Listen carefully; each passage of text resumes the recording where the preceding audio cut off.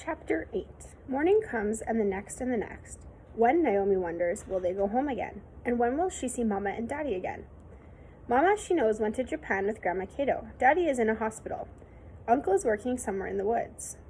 And Aunt Emily and Grandpa Kato have gone far away to Toronto. And where are Grandma and Grandpa Nikane? Today, Obi-san and Naomi and Stefan are walking across the bridge. They stop to watch the tiny fish all swimming together like a gray cloud.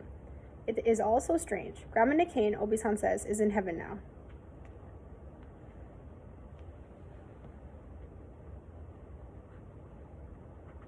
Everyone is born, Obi-san says, and everyone dies someday. If you die when you are old, this is happiness. Is Grandma happy? Naomi asks. Yes, Obi-san says. The last time Naomi saw Grandma and Grandpa Nikane, they were on the back of the truck going to the hospital. Obi-san held Grandma Nikane's hand. Grandpa Nikane tried to sit up and tried to smile as he waved goodbye to Stefan and Naomi. The ends of his mustache went up and down. Naomi takes Obi-san's hand, and they walk down the pebbly road to the hall. The hall is so full that some men and women are standing along the back wall. Some are holding handkerchiefs to their eyes. Why are they crying? Naomi wonders. The funeral takes a long time. Obi-san gives Naomi a pencil and a small notebook in which to draw.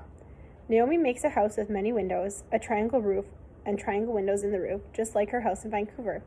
She fills the sky with seagulls. She has learned to make birds like the letter V. Stefan is sitting on the other side of Obi-san.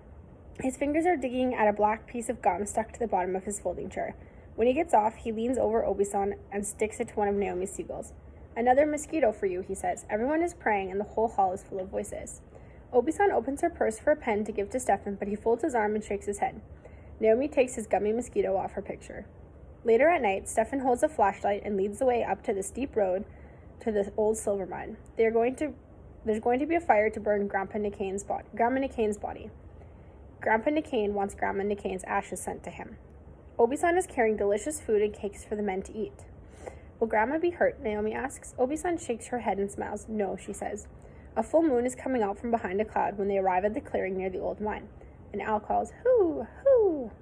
A few men are waiting by the high pile of logs. Grandma's coffin rests on top. Obi-san bows to the men and puts the food near a pile of wood where it will be seen after they leave. One man pours gasoline from a tin carefully onto the logs. The other lights a cloth on the end of a stick. What is Grandma thinking? Naomi wonders as she sits on a log beside Obi-san. Sa, the man carrying the torch says, shall we begin? He says to Stefan, your grandmother and grandfather are my old friends. He hands a stick to Stefan. Stefan hops on the logs carrying the fire. Swift as the crack of a whip, the fire shoots along the edges of the log.